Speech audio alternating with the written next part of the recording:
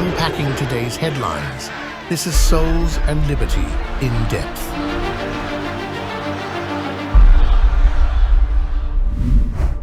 Hello, everyone, and welcome to In Depth, the production of Souls and Liberty, brought to you in partnership with MyPillow.com. Education is a dominant theme these days owing to its corruption by the communist woke left Democrats. However, there are two types of education. One, of course, of the intellect, but another that's vastly overlooked and not really understood that much. Education of the soul, the heart, the emotions. We're going to talk about that first, briefly, and then move on to education of the intellect.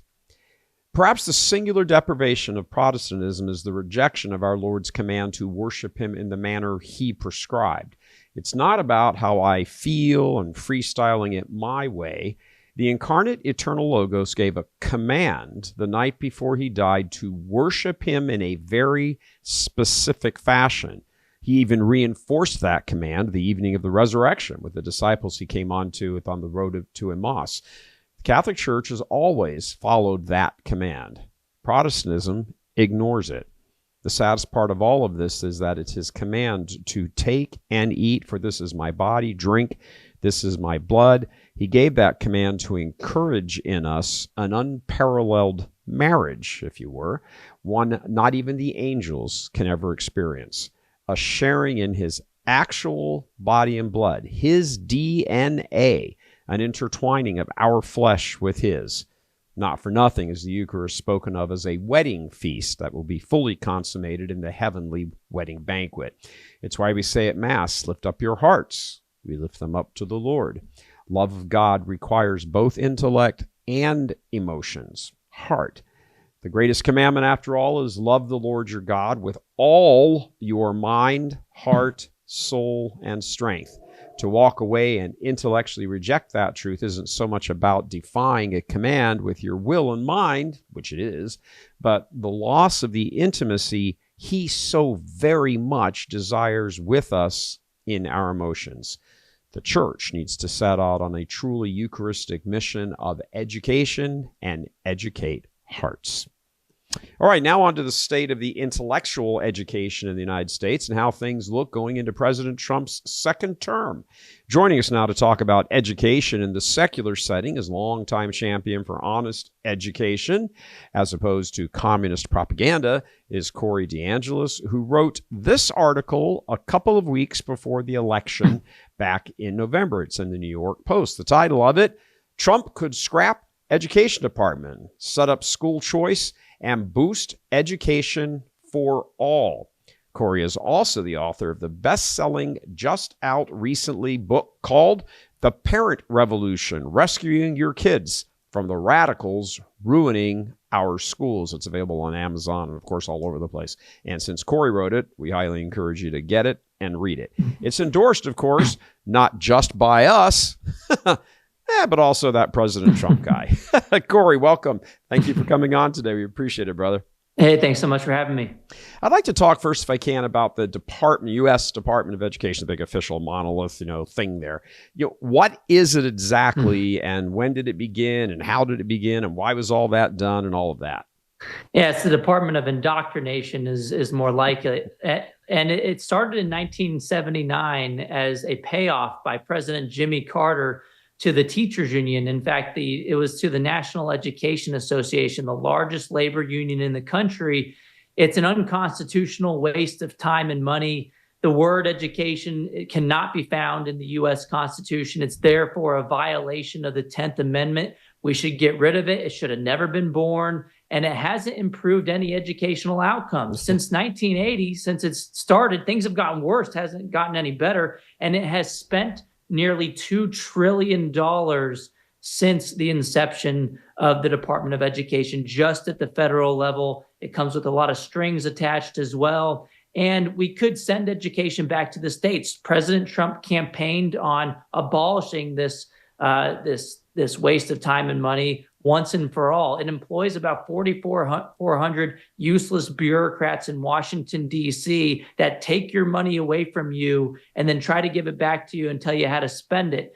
Well, guess what? Senator Mike Rounds from South Dakota, a Republican, has a bill to send that money back to the states so you'll have more local control. Each individual state can figure out how to best structure their education system and spend it on their own constituents. That's how it had worked before 1980. That's how it should work going forward as well. And Trump picked Linda McMahon to be the next education secretary. And let's get ready to rumble. Hopefully she takes a wrecking ball and body slams that department once and for all, gets rid of it, and restores American greatness with our education system. Because right now we're doing horrible. I mean, we're at the middle of the pack on the latest international assessments.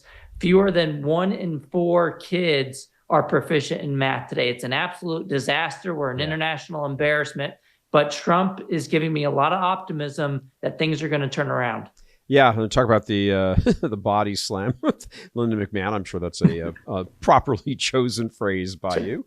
She may be one of the very few nominees for secretary of a department whose marching orders are going to be go in and tear your department apart and end it. Yeah, fire yourself on the first day. Yeah, exactly. After you fire everybody else. I was going to say fire everybody else and then fire yourself second. Let me ask you specifically about the sort of the future of the Department of Education. Obviously, you can't just end it on the first day. You can put things in motion on the first day to eventually bring its stuff about. But there's just too many entanglements right now. You got to pull all these entanglements apart. So let's. I'm curious. Should the federal government, so kind of a plan A and a plan B for ending it? Should the federal government keep collecting taxes and then simply turning them for education, which it used to, as you said, very well put, by the way, to say they take your money and then give it back to you and tell you how to spend it, which is the current case. Should the federal government, keep taking the money and then simply doling it back out? Or a plan B, should the federal government just cut income tax by that much and just let the states raise whatever the tax money is they think they need? Yeah, as a free market advocate that does not like government involvement at all, I'm in favor of the latter plan. Don't take my money from me to begin with, so that because it's they don't just take your money from you then give it back to you and tell you what to do with it. It's worse than that. Yeah. They take a bunch of your money, they skim a bunch off the top for themselves so that they can profit from that exchange, and then they give a far lesser amount back to you with the strings attached. So I would say don't take the money from us to begin with, but what's more likely to happen is the bill by Senator Mike Rounds. The department was created by an act of Congress. It's going to take an act of Congress to get rid of it. Republicans do have a trifecta going into this next term. President Trump is obviously in favor of the measure as well. But in the Senate, in order to break a filibuster, in order to overcome that, you're going to have to get 60 votes. Republicans have a majority, but they don't have 60 people. They only have 53 in the Senate going into next session. So the Democrats could try to filibuster. That's a problem. But you can also reduce you can reduce the impact of the Department of Education, even if you keep it around through the budget process, which doesn't have that filibuster proof majority that you need to get something done. Congress has oversight. They can't get into. The Education Committee in both the House and the Senate is going to be chaired by a Republican. So there's lots of ways to work your way around a filibuster that in an attempt to end the Department of Education. But there's more than one way to skin a cat. I mean, you can limit drastically the amount of money it receives. You're not going to be sitting there, every little bit of minutia, micromanaging. Well, no, we don't want this book approved. I mean, you can do an awful lot on your way to actually. The Republicans could also vote to end the filibuster, which is something the Democrats actually wanted to do before. But now that the Republicans in charge, they don't want to do that. So I don't think the Republicans will actually stop the filibuster. I don't. They're too. They have principles, unlike the Democrats. So I don't think that's, but even Randy Weingarten herself, the head of the AFT, the person that lobbied to keep schools closed for as long as possible, holding children's education hostage during the COVID era, who makes over $500,000 a year herself, the head of the teachers union, she was on MSNBC, MSNDC the other week saying that she would actually, her members, in her words, don't really care whether there's a Department of Education or not. I say we call her on her bluff. The problem is, she just said, "Oh, well, we want the money. We don't really care about the bureaucracy. We just want the federal money." Right. And so maybe there's a deal to be made to where the unions shut up about it in the short term, and we get rid of that department for now and take the incremental step in the right direction, even if it's not, everything that we want all at once. Let me ask you, beyond the Department of Education's history and all of this background and everything, and potential future, because something's changing there. It's not going to be the case in 2 or 3 years that it's business as normal, at that particular address with the government. There is the looming question of what to do about the dismal state of education in the United States, and it's kind of across all levels. I want to keep colleges and universities out of it until later part of the discussion, but on the the K through 12, all the various primary and middle school and all of that, what can be done on the in the current model that we have? I mean, this coming year, September, schools are going to start up again. And, of course, the curriculums and all that are going to be planned in the spring. So it's not that far away. What can you do? What can be done now to begin affecting immediate change, if not complete change, at least getting everything, greasing the skids? What can be done now? Yeah, and immediate change needs to happen because, look, we spend about $20,000 per student per year in the government-run school system. That's about 52% higher than average private school tuition. I believe Catholic schools even cost less than the average private school. So we are wasting so much money for failing outcomes. In Chicago, they have 55 schools that have 0% math proficiency in the government-run school system. And guess what? Their union boss out there in that city, where they spend about $30,000 per kid there, their own union president sends her kid to a private Catholic school. What a total hypocrite. Yeah. She shouldn't pull up the ladder from behind herself and then fight against those opportunities for other families. President Trump does have a plan, though, to expand educational freedom, not just to families in red states where they're already passing school choice, but also to families who happen to live in blue states like California and Illinois and New York. He supports the Educational Choice for Children Act. He actually went on TV couple months ago saying that he would sign the bill once it gets to his desk. It's already passed out of the House Ways and Means Committee in Congress.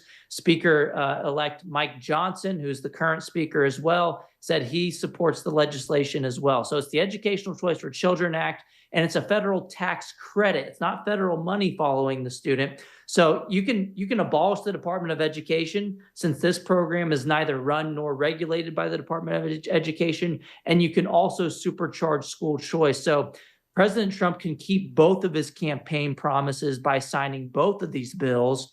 And so you get to keep more of your own funding, your own money, not have to send it to the federal government in the first place. And you can use that money to spend on K through 12 education expenditures in the private sector. So you can use that money to go to Catholic school. You can use it for homeschooling expenses. And so this would be a huge win. This is the first time that a nationwide school choice bill has ever passed out of a congressional committee at all. So we have a lot of momentum happening, and Trump has a mandate on this issue. He has a trifecta going into this year in this session. And he won the parent vote by 9 points. And that represents, that's huge. I mean, that represents a 15-point shift to the right on the issue of education among parents since 2020 alone. It's been a seismic shift. And it reminds me of Glenn Youngkin winning the education vote in Virginia after his opponent said that parents shouldn't say anything about their kids' education and that they should just hand their kids over to the government. Glenn Youngkin won in a blue state on this issue, and President Trump owes in part his victory to parents who want more of a say in their kids' education. Yeah, they obviously saw a champion for their cause. So, Okay, I had to take a little pause there, take care of the barking rebel problem. So I think we've got him calmed down now. Corey, before we get into school choice, can you, I mean, there all kinds of terms seem to get thrown around here. Could you kind of briefly outline what all these various options are? I think everybody understands public schools. They're obviously government-run schools. There's private schools. There's religious schools, Catholic as well as other denominations, Hebrew school, Jewish school, all of that. There's charter schools. There's school choice. There's school vouchers. What is all of that? And that crazy billion, every one of them has the word school in it. So what are all the differences between all of that? Yeah, with the status quo in America, typically you live in one place and you're assigned to a traditional public school, which I would call a government-run school, just based on where you live. I mean, it creates a ton of monopoly power. We don't do this in any other industry. Just imagine if you had to shop at a grocery store that happened to be run by the government just based on your address, and you couldn't go anywhere else unless you got up and moved houses, or you had to pay twice, basically pay for those groceries you didn't use and then pay for groceries at a private provider. That would make zero sense. It would mean they'd have no incentive to do the right thing. They would fail year after year. And we see that same problem in the government-run factory model school system that we have today. I would define school choice as any policy that allows you to take your taxpayer dollars for your child to the school that works best for them, other than the assigned school. So if you like the public school, you can keep your public school for real this time, like with your doctor. But if not, you could take that money to a private school, a religious school, a charter school, which some people define as public schools, but I would say they're independently operated. They typically can't be religious. They can't charge tuition. They're publicly funded. They're kind of a quasi-public-private entity, to be honest, when it comes to charter schools. But you also have homeschooling as an option, too, basically raising your own kids. There's homeschool co-ops where you have several homeschool families getting together. You have micro schools, which a lot of people did during the COVID era when the government closed down schools. Families knew they had to figure something out. Yeah. So they economized on the process of homeschooling by getting 10 or so children together in a household and kind of making a miniature school within their home. And so the best school, which is kind of the way it's run for almost all of human civilization, just for the record. Exactly. Homeschooling is not the experiment. Factory model government schooling is the experiment, and it has failed tragically, especially over the past few years, as we've seen with our latest international assessment showing we dropped 18 points on math in the past few years. It's crazy. More than every other country except for 3, including Iran and a couple of others. The U.S. has fallen off a cliff, partially because the teachers unions closed the schools as long as possible and threw people into this Zoom school that was just chaos, that was involuntary. Nobody really knew what they were doing at the time. And they did it for years. But places like Sweden, they kept their schools open over the past few years, and they jumped in the rankings by 9 points. Poland opened their schools a lot faster than we did, and they jumped by about 20 points on the international assessments. And they spend a lot less than we do per student. So school choice, just getting back to that, I would define as any policy that allows you to take that money meant for your kid to a school that you're not assigned to. If you want to take it to the school you are assigned to, that's fine. That's still on the table.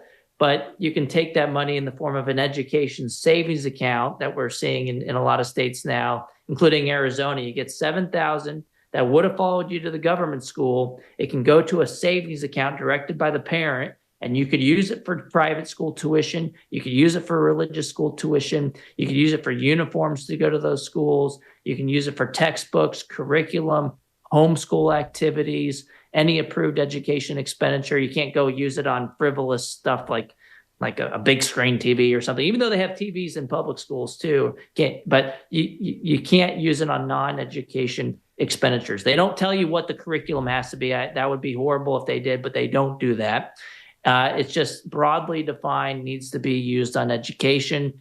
And 12 states now in the past 3 years have passed universal school choice. All families, regardless of income, can now take that money to the school that works best for them, including states like Iowa, Utah, Arkansas, Arizona, West Virginia, about a dozen states now, all red states. And where we live in Texas, that's going to happen this coming session. Governor Abbott has made it one of his main priorities, and voters held politicians responsible in our home state of Texas in the primary elections, getting rid of the fake Republicans who voted against their own party platform issue of school choice last year. So we have the votes now for the first time in Texas history to get it done. I will say, as a Notre Dame grad and fan, the fact that the initials of this is USC doesn't particularly warm the cockles of my heart.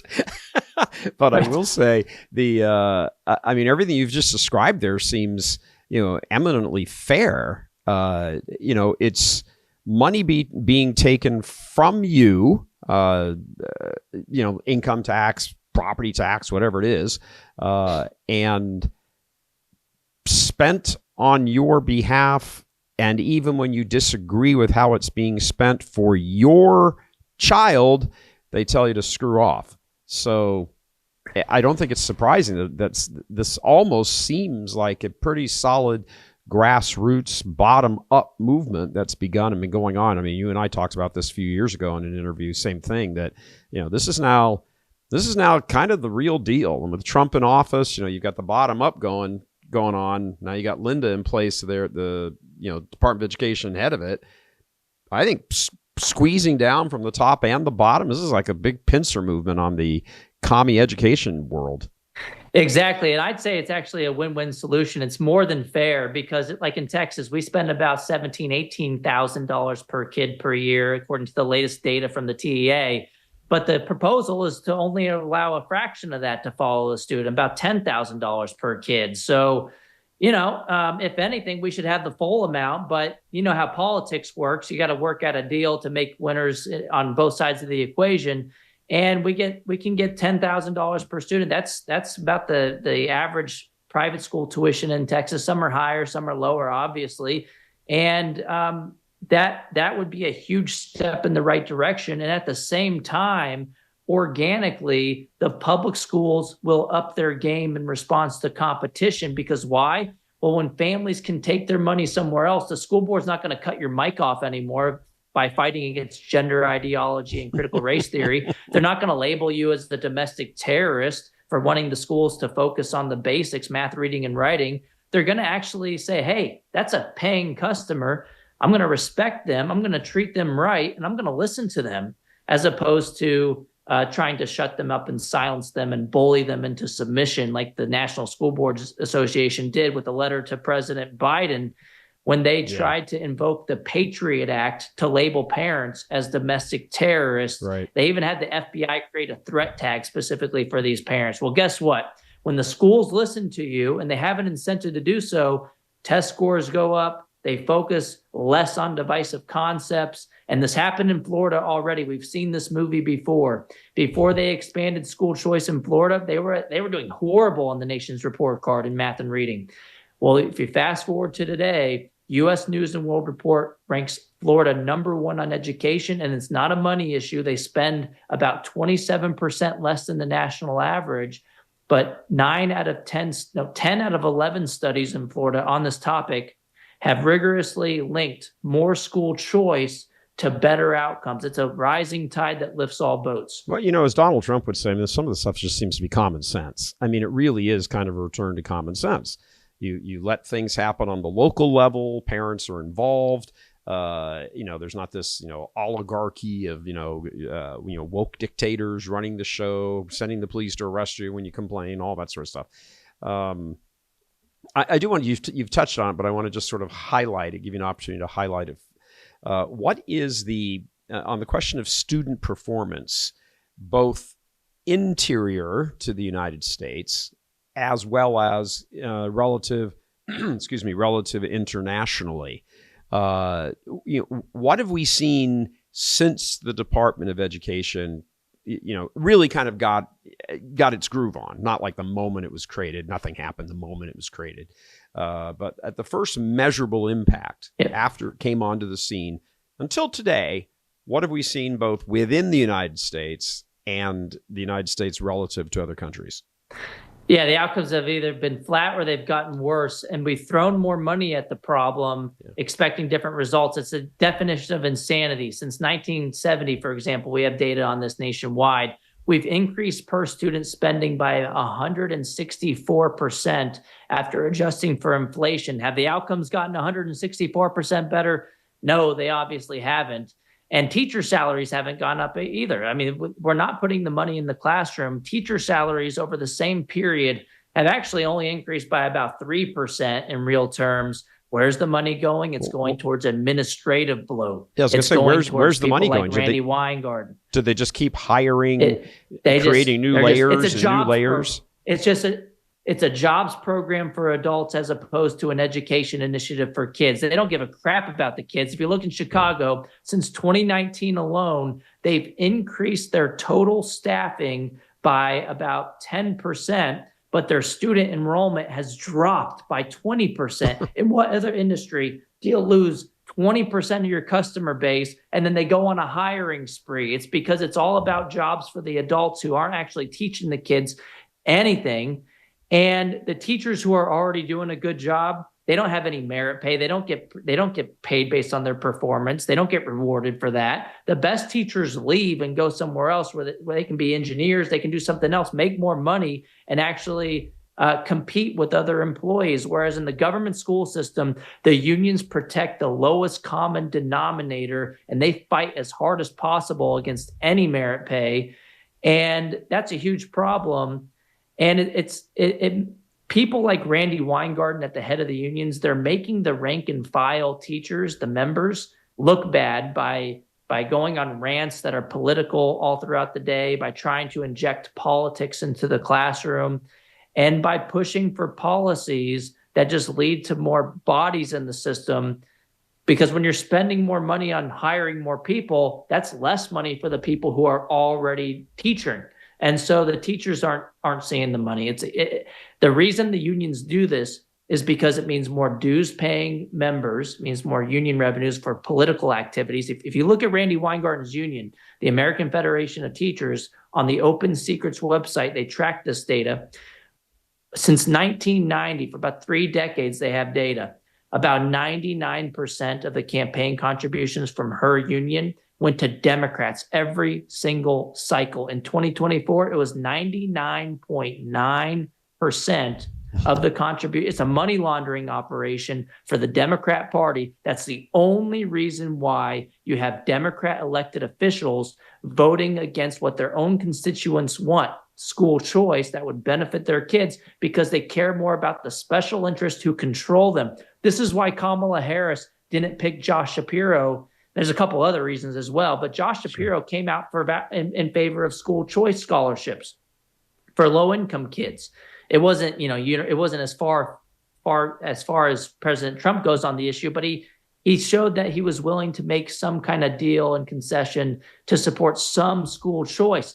Well, everybody thought Josh Shapiro was the obvious pick for the Democrats in a must-win swing state of Pennsylvania. She didn't pick him. She picked Tim Walz, the governor of Minnesota. Who the heck is this guy? They're not a swing state. But he was a former union member who was all in with the education industrial complex. And she had to pick him, and it might have cost her the election. I think she would have lost either way, but it might have been closer if she would have picked someone like Josh Shapiro. The thing is, the Democrats care more about the teachers unions than anything else. Yeah, let's go to the question of the money, because we were talking about that, but I want to get sort of behind the scenes on it.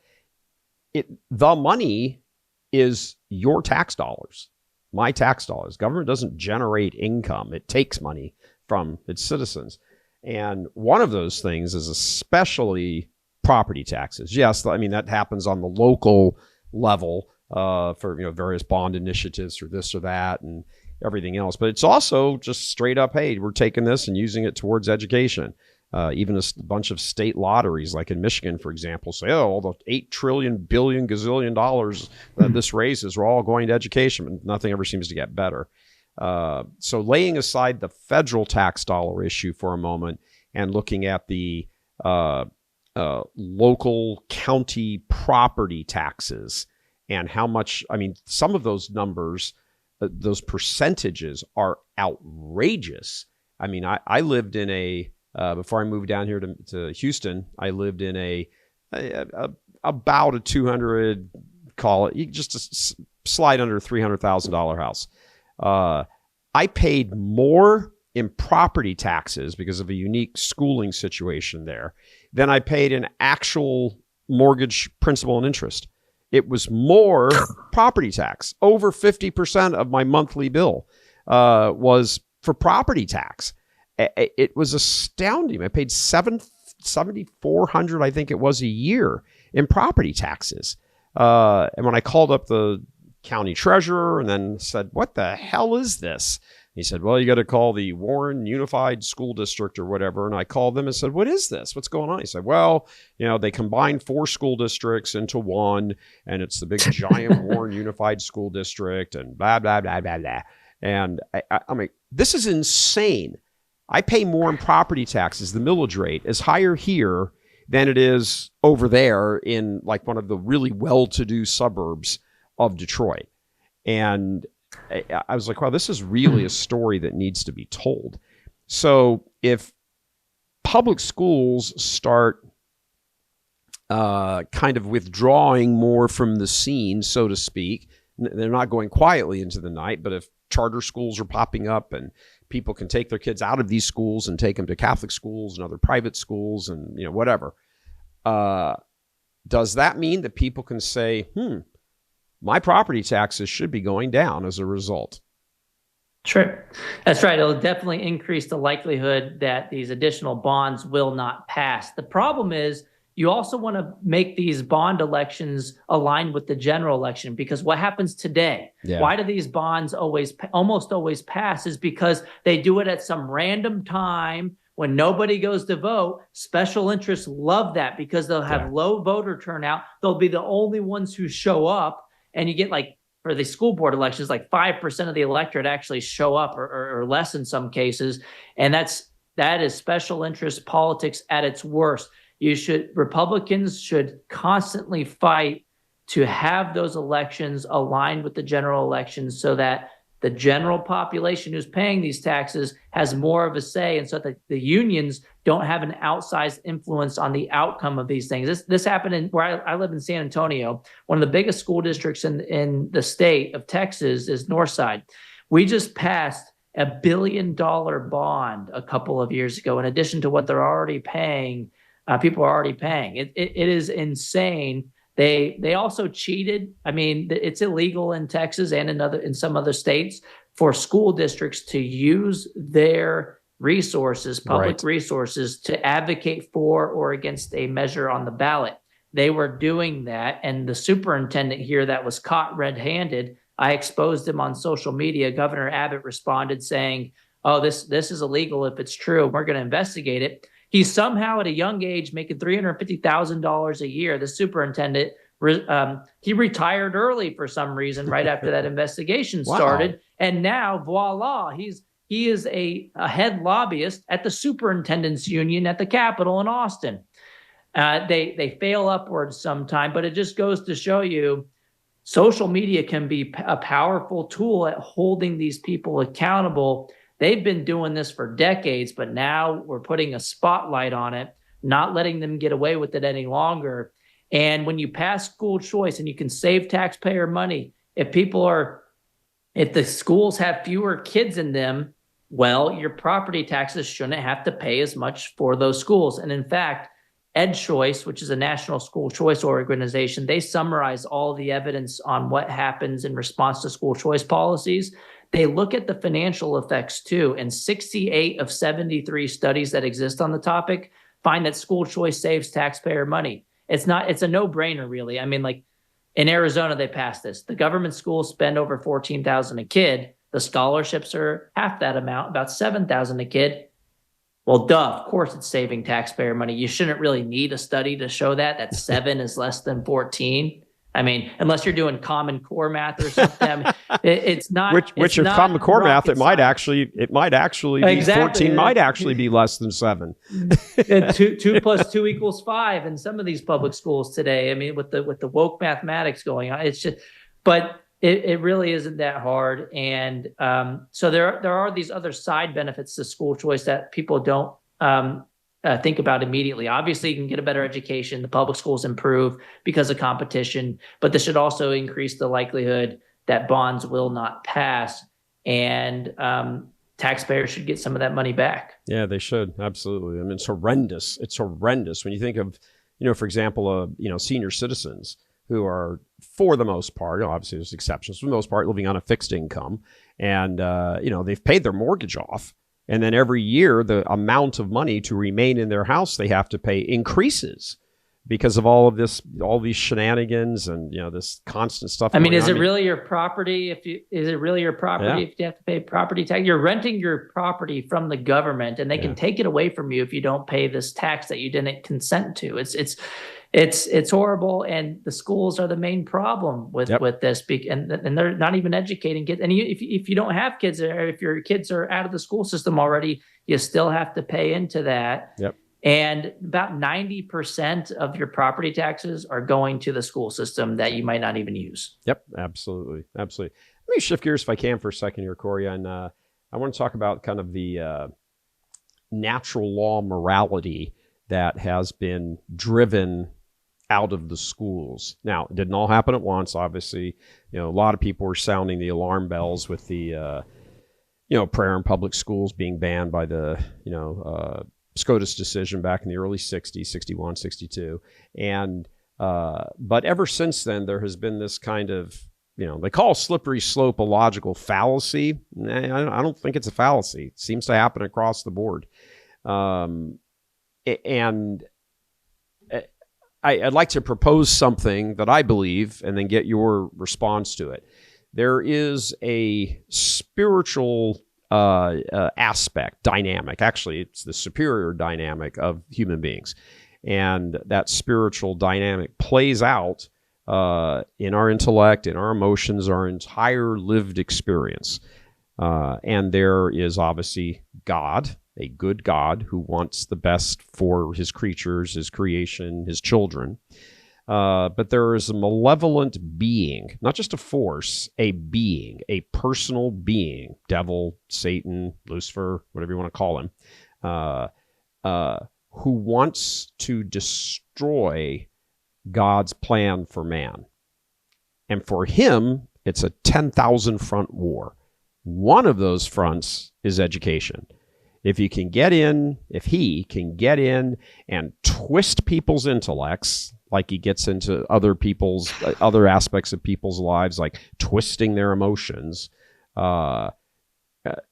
this really kind of makes the question of salvation, coming to know God, difficult. I mean, some of these schools you don't know anything in these schools except evil. I mean, yeah, you hear about like the horrible gangs and the drugs and all that and everything, but not every single kid in the school is involved in that. Some of them are just terrified to go to school every day.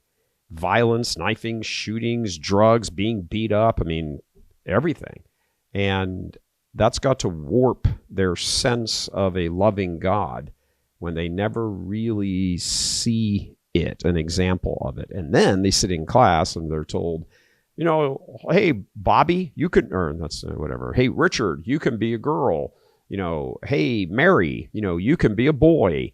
Let's talk about condoms. Let's bring in the Planned Parenthood person to, encourage you to have sex. And if you get pregnant, kill your child. I mean, education has become a breeding ground for evil run by the devil. That's my belief. Not in every single circumstance, but that's what it has largely developed into. Your thoughts? Yeah, look, schools do more than just shape standardized test scores. And I think this is actually the more important piece of the puzzle of the type of quality of the school, which is multidimensional to parents than just math, reading, and writing. It's shaping the character development of the child. And it's basically, schooling is a way to raise your kids. It is almost an outsourcing of parenting in a way.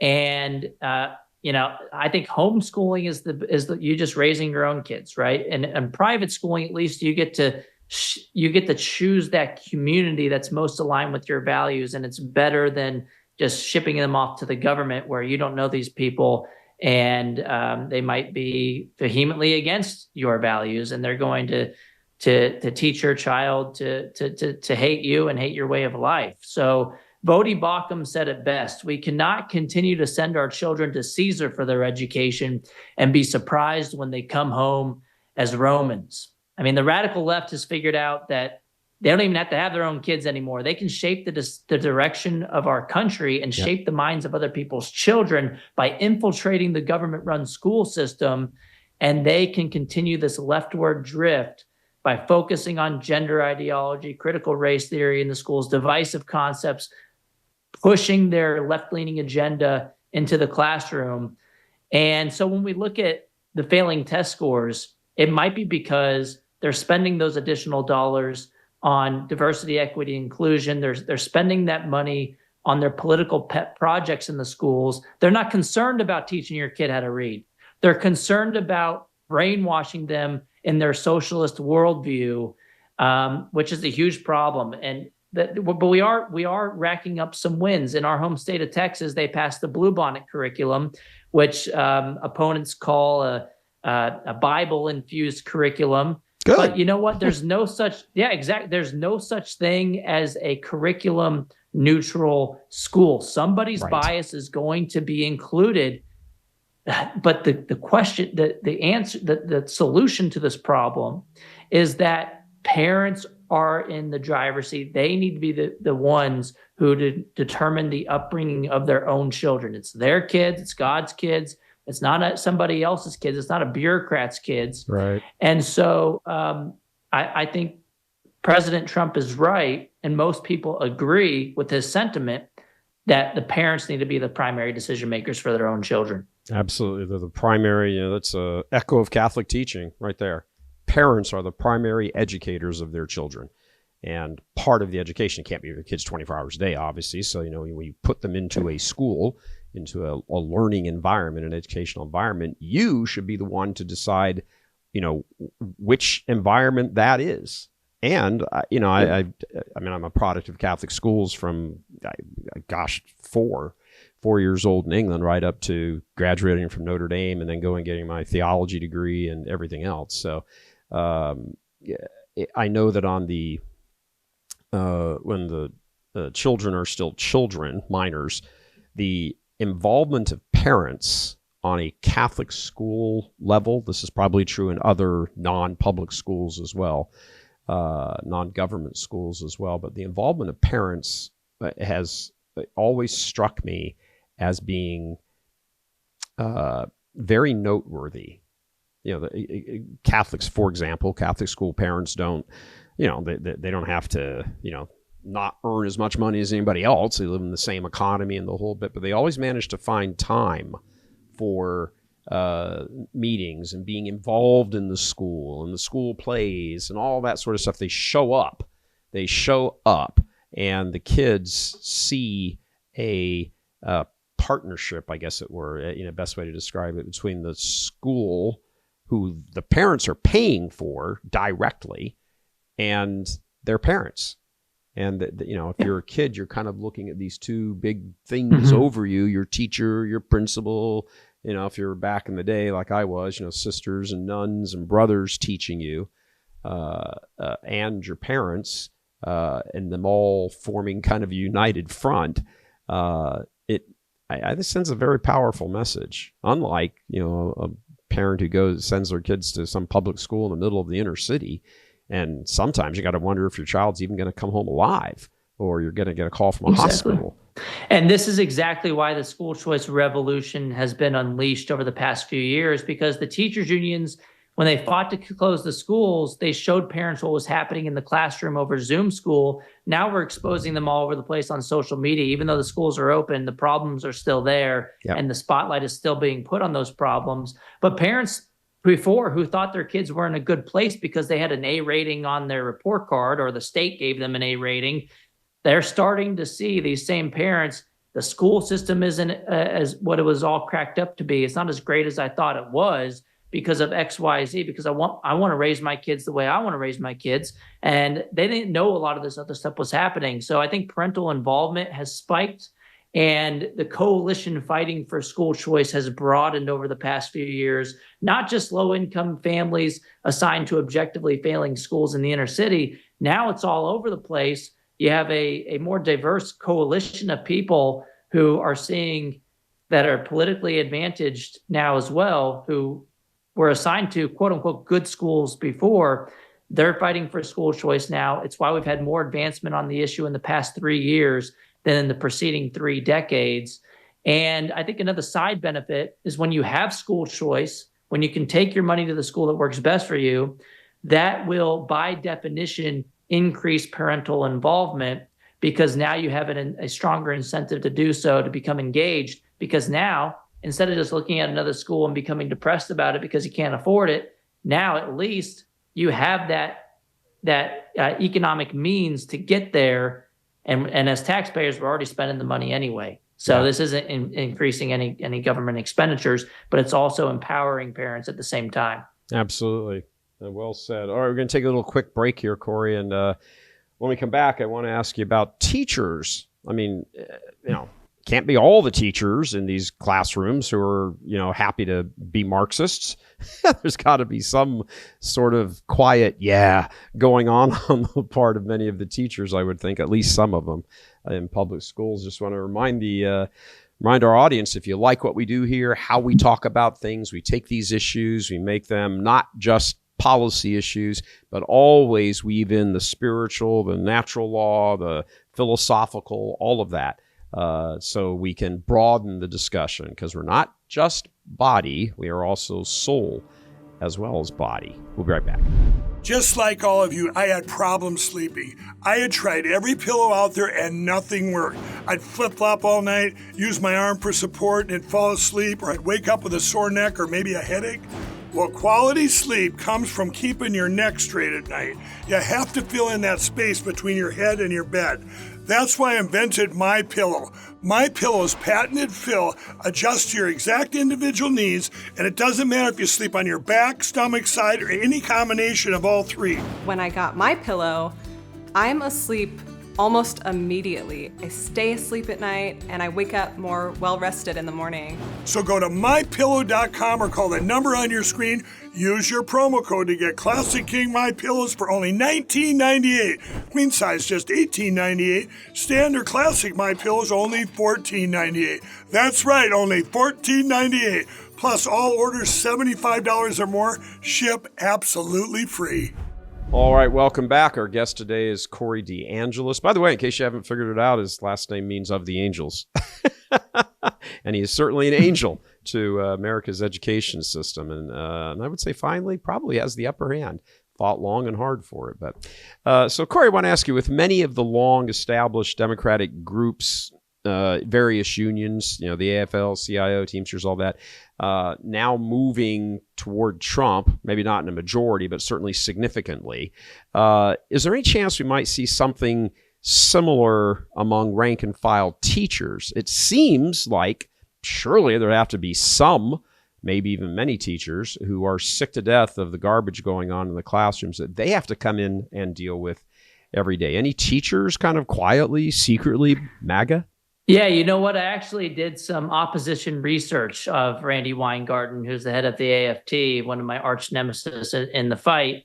She has a podcast, and I listened to one of her recent podcasts because she had a conversation with a teacher who had voted for Trump. This was post-election, and she had a conversation with the teacher on the same podcast who voted for Kamala Harris. And she was trying to get both of their sides. And in that podcast, she revealed that she did an internal poll of her union, which has about 1.8 million members of the American Federation of Teachers. Right. And that poll found, according to her, that about 1 in 4 teachers voted for Trump in her union.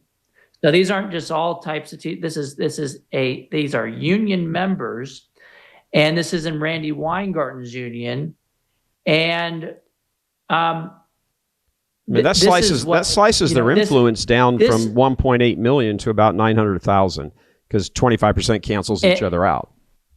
Yeah, and it wasn't 75% for Kamala. It was 25% for Trump.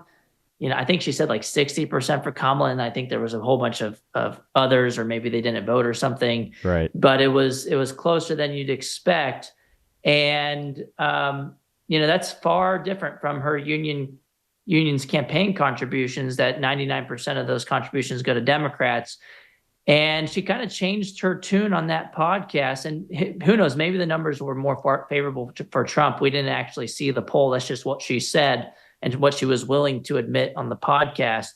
But it seemed like, and her member that was on the podcast had admitted that, she voted for Trump because things were just better under Trump, that, the economy was better. And look, it was a dumpster fire under Kamala Harris and Joe Biden, and no one wants that to continue. So, the great news is Trump won, and he won all the swing states. And another tidbit is he actually won the education vote too, according to two polls from America's most accurate pollster, Atlas Intel. Yep. They correctly predicted that he would win all the swing states in their polls. Yep. And in 2020, they had the closest, margin on the most accurate polling in 2020. And they did a couple of polls right before the election asking who voters thought was the better candidate on the issue of education.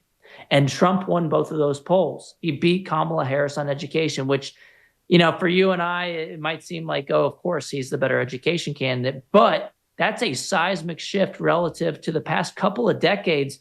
Democrats have dominated the education vote by double digits. Yep. So this is a groundswell of support where the GOP has basically emerged as the parents' party. And I think it's the Democrats' own fault. They were so drunk on power with the education system for so long that they didn't know how to change course. And you had them admitting that they believe that your kids belong to the government. Yeah. Terry McAuliffe in Virginia. Remember Terry McAuliffe's famous line, you don't tell us how to teach your children, or however he phrased it. But what? In a state that went 10 points to Biden, apparently in 2020, he lost the next year as a former governor in the governor's race, basically an incumbent. He lost the education vote by 6 points. And that was the number 2 issue in that election, according to CNN exit polling of all places. Yeah. So Glenn Youngkin really laid out a blueprint for success for Republicans on education. And the voters are running away from Democrats on this issue. If the Democrats are smart, they'll start to listen to families, the new union, the union for kids, parents, as opposed to the government school establishment. It's hopefully we can get some bipartisan support on the issue of education freedom. I don't know when that's going to happen, but hopefully it happens soon. I saw an editorial probably, I don't know, maybe a week or so ago on the kind of ongoing continual autopsy carnage review by the Democrats. And this one guy who was begins, I'm a lifelong Democrat, blah, blah, blah. And he said, but, my party needs to, and he went down this checklist, needs to start embracing the Second Amendment, not running away from it, needs to stop censorship, needs to, stop, all this crazy ideology in the schools. It was saying 14 or 15 points. I'm like, as I was reading, I'm like, oh, you mean in order for the Democratic Party to survive, they have to become Republicans? Okay, got it. Sure, yeah, come on in. I saw a similar article by someone who's the head of the Democrats for Education Reform, and they did polling on at least 2 occasions where they also found, separately from the presidential election, that Democrats in general lost their double-digit advantage on education recently. So this is huge. I think it's because the debate has switched from being about which party's just going to throw more money at the problem, which is what it's always been about, to which party is going to respect the rights of parents to choose the education that works best for their own kids. And the obvious winner here is the conservatives. some Democrats believe in this too when it comes to elected officials. But the problem is, stuff like school choice is against their party platform on the Democrat side, because the teachers unions write their platform basically. And so it's going to take more than just polling to get them to change their mind. It's going to take more victories at the ballot box for Democrats to come along, because politicians, whether we like it or not, they respond more to power than logic. And parents need to flex their muscles a little bit, lock their arms together, so that we can have mass bipartisan support for education freedom. That's it. Well said, Corey. I've only got about a minute and a half left here, but I want to get your kind of final thoughts in the world of college education. Obviously, kids who go to college have come through all this, turmoil and everything, and not all of them certainly go to Catholic schools and private schools and all that. But most kids who graduate in America graduate from public schools. Those who can graduate. How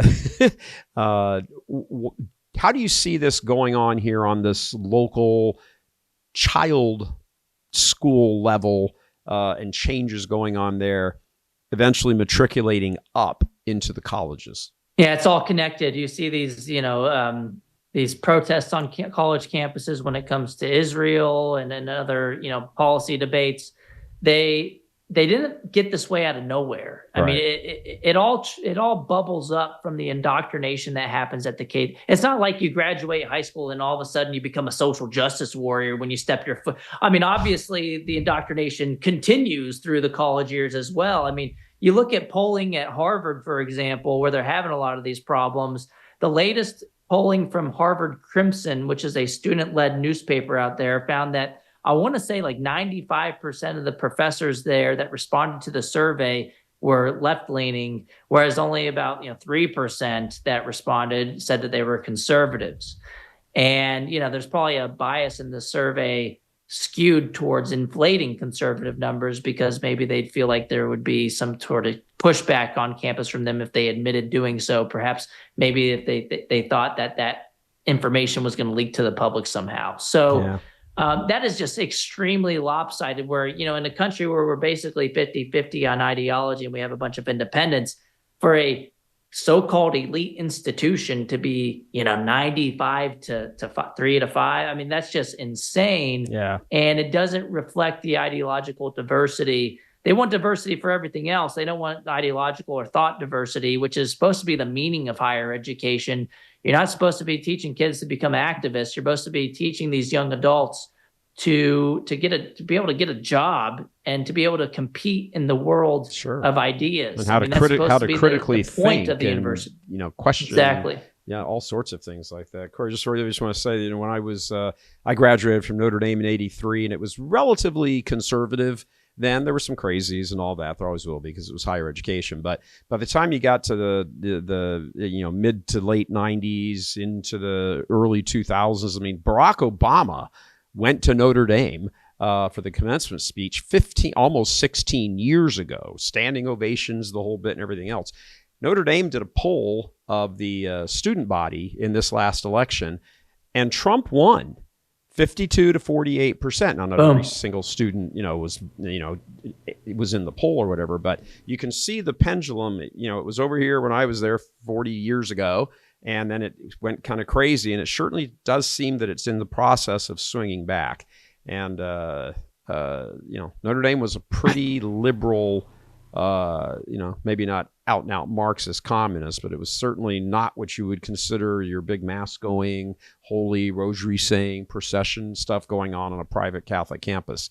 However, that's coming back now. So if we can look at Notre Dame as a model, not to mention beating Penn State in the Orange Bowl this week, you knew I was not going to let the show go by without a dig. Corey, thank you very much, as usual, for coming on. There's going to be an awful lot of stuff happening, as we move forward here in the education stuff, and hope you'll join us, in the future, near future, probably, because I suspect there'll be a lot of news happening very fast, very frequently.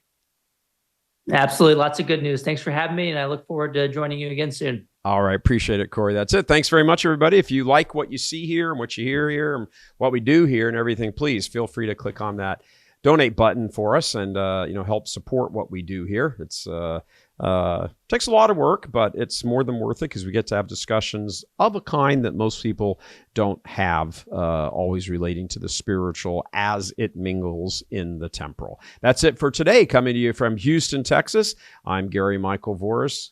God love you. And from Houston, yeehaw!